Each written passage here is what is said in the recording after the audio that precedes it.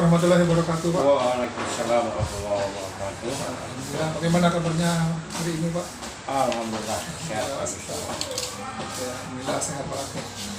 Baiklah Pak, untuk hari ini rencana seperti yang sudah saya sebutkan kemarin, yaitu ingin mengadakan wawancara terkait pengambilan keputusan berdasarkan nilai-nilai kebajikan sebagai seorang pemimpin. Sebelumnya mungkin Bapak silakan memperkenalkan diri, Pak. Baik, terima kasih Pak Agus. Nama saya Muhammad Mulyadi, Kepala SMP Negeri Setelubus.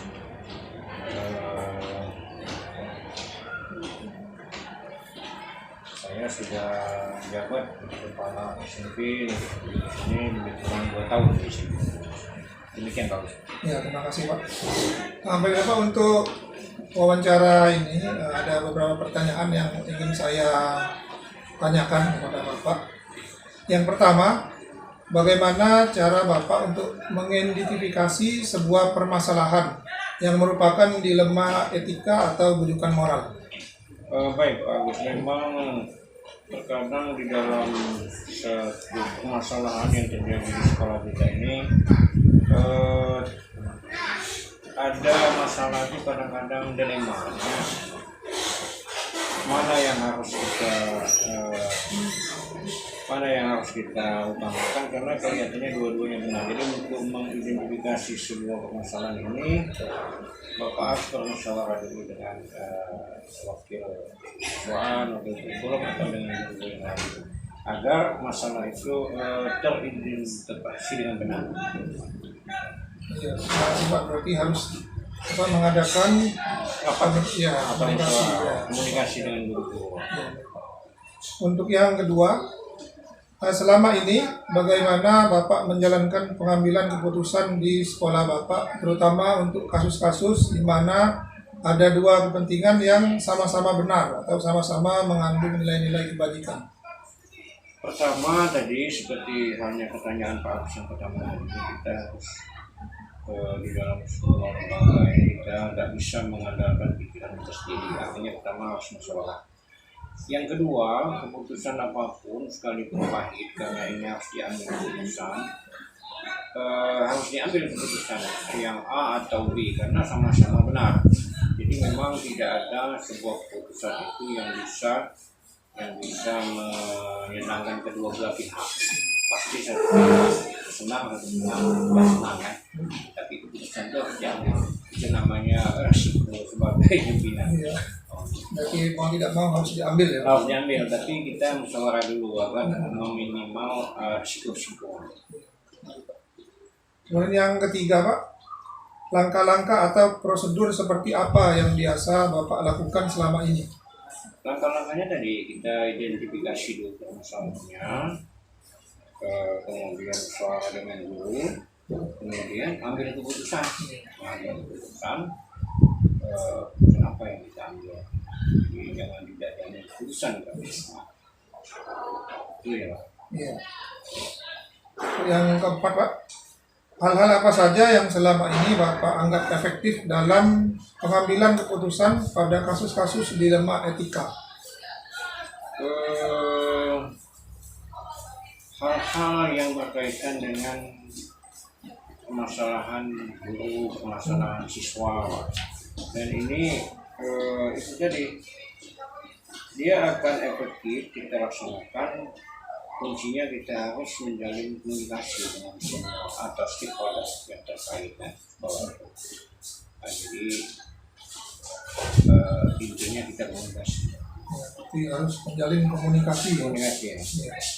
Kemudian yang kelima, hal-hal apa saja yang selama ini merupakan tantangan dalam pengambilan keputusan pada kasus-kasus dilema etika? Tantangan yang dihadapi selama ini di dalam mengambil keputusan moral atau dilema etika ini, kadang kita menghadapi masyarakat yang bermacam-macam. Kurangnya pemahaman orang tua terhadap dilema etika, kadang-kadang orang tua emosi ya, jadi tidak memahami secara mendalam.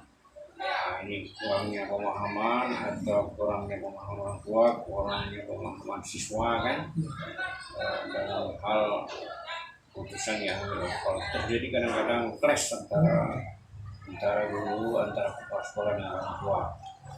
Tapi ini memang tidak bisa dihindari, ini harus sebagai pimpinan. Berarti dari siswa dan orang tua yang belum memahami. Ya.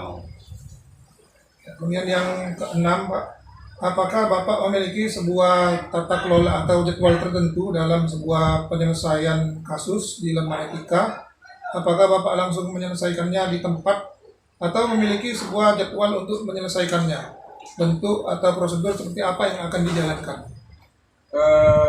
Saya kira ada jadwal secara khusus Pak. Kasus ini kadang-kadang datang tiba-tiba kan, jadi harus secepat itu diselesaikan, undang guru atau siapa saja yang terkait harus selesaikan. Jadi tidak ada jadwal khusus dalam hal penyelesaian. Ya, berarti tidak ada jadwal yang khusus ya Pak? Tidak ada Pak. Iya. Kemudian yang ketujuhnya Pak, adakah seseorang atau faktor-faktor apa yang selama ini mempermudah atau membantu Bapak dalam pengambilan keputusan dalam kasus-kasus dilema etika? Pastilah ada Pak yang membantu kepala sekolah di dalam keputusan ini, terutama waktu kepala sekolah kan, kemudian wali kelas, kemudian guru BK. Nah, ini kan semua perangkat-perangkat yang membantu proses penyelesaian masalah di sekolah. Pak, untuk yang terakhir mungkin Pak, dari semua yang telah disampaikan tadi, kira-kira pembelajaran apa yang dapat dipetik dari pengalaman Bapak mengambil keputusan dilema etika selama ini Pak? Jadi pelajaran Bapak selama menjadi kepala sekolah di dalam menghadapi kasus-kasus yang sifatnya dilema ini, jadi siapapun nanti yang akan menjadi kepala sekolah, keputusan itu harus diambil walaupun pahit, karena keputusan itu memang di mana saja kita berada, baik di masyarakat atau di rumah tangga atau sekolah, pastilah ada keputusan kita itu tidak bisa membahagiakan semua orang. Pasti ada yang merasa senang dan ada juga yang merasa tidak senang dan tapi keputusan itu harus diambil. Nah, itulah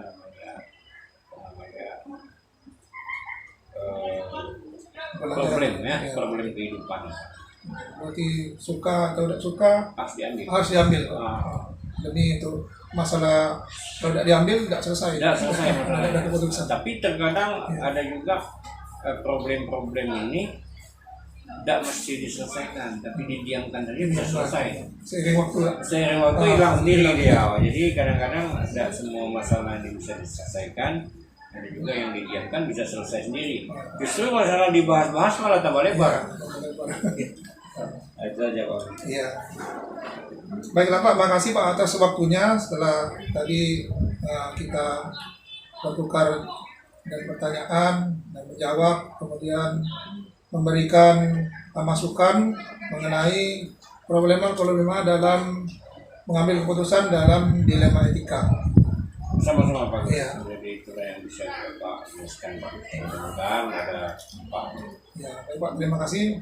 Inilah untuk wawancara hari ini saya tutup dengan wassalamualaikum warahmatullahi wabarakatuh.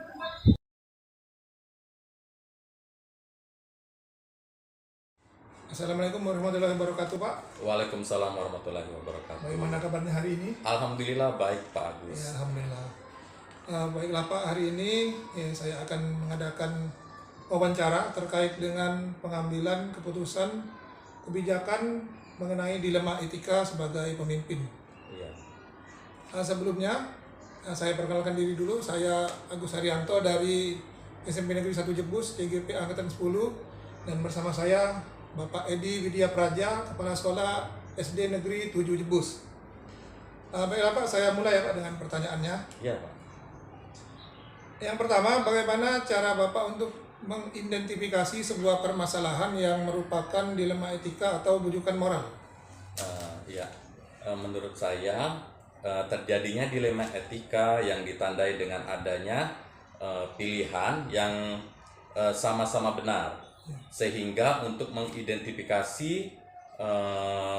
perlu dilihat ya Pak Agus ya dari tipe kasus dan pilihan yang muncul. Iya. Berarti kita harus melihat dulu tipe kasusnya seperti apa ya Pak? Ya, betul sekali Pak. Selama ini Pak, bagaimana Bapak menjalankan pengambilan keputusan di sekolah Bapak, terutama untuk kasus-kasus di mana ada dua kepentingan yang sama benar atau sama-sama mengandung nilai-nilai kebajikan?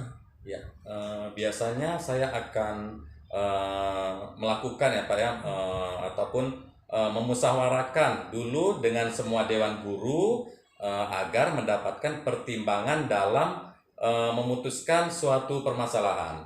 Ya, Pak. Berarti dengan komunikasi dengan seluruh dewan guru. Iya, seluruh dewan guru. Baik, Pak, untuk ketiganya langkah-langkah atau prosedur seperti apa yang biasa Bapak lakukan selama ini? Ya, prosedur yang biasa saya lakukan diantaranya melakukan musyawarah dengan para dewan guru yang selanjutnya dibawa ke forum rapat, Pak. Ya. Baik, Pak. Kemudian yang keempat, hal-hal apa saja yang selama ini Bapak anggap efektif dalam pengambilan keputusan pada kasus-kasus dilema etika? Itu mungkin adanya komunikasi dengan seluruh guru, Pak. Ya, berarti dengan seluruh guru harus selalu berkomunikasi ya, Pak? Iya. Ya. Kemudian yang kelima, hal-hal yang apa saja selama ini merupakan tantangan dalam pengambilan keputusan pada kasus-kasus dilema etika, Pak? Iya. Biasanya hal-hal yang muncul ya Pak ya, Iya. yang merupakan tantangan itu biasanya masih kurangnya kesadaran tentang pentingnya pendidikan dari diri siswa dan orang tua siswa. Ya. Berarti dari siswa dan orang tua itu sendiri ya, Pak, yang Iya. mungkin belum begitu paham Iya. dengan pendidikan di sekolah. Iya. Selanjutnya, apakah Bapak memiliki sebuah tata kelola atau jadwal tertentu dalam sebuah penyelesaian kasus dilema etika? Apakah Bapak langsung menyelesaikannya di tempat atau memiliki sebuah jadwal untuk menyelesaikannya? Bentuk atau prosedur seperti apa yang akan dijalankan, Pak?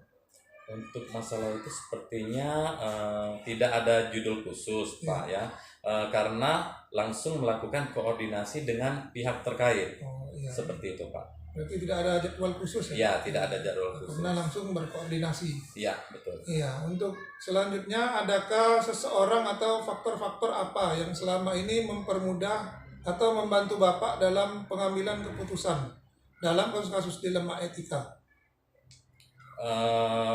Para guru yang selama ini membantu dalam pengambilan keputusan. Ya, berarti seluruh warga sekolah Ya, seluruh warga sekolah. selalu membantu dalam untuk mengambil sebuah keputusan. Ya, betul sekali. Kemudian yang terakhir Pak, Ya, dari semua yang telah disampaikan tadi, kira-kira pembelajaran apa yang dapat dipetik dari pengalaman Bapak mengambil keputusan dilema etika selama ini? ya. Pembelajaran yang perlu dipetik dari dilema etika ini ya Pak ya. Dalam pengambilan keputusan untuk dilema etika ini, yang pertama perlu memperhatikan budaya di lingkungan sekolah untuk mengambil keputusan.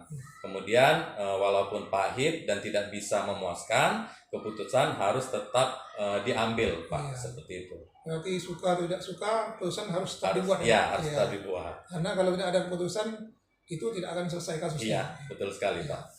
Baiklah Pak, terima kasih atas waktunya telah berbincang-bincang untuk dalam sesi wawancara ini. Iya.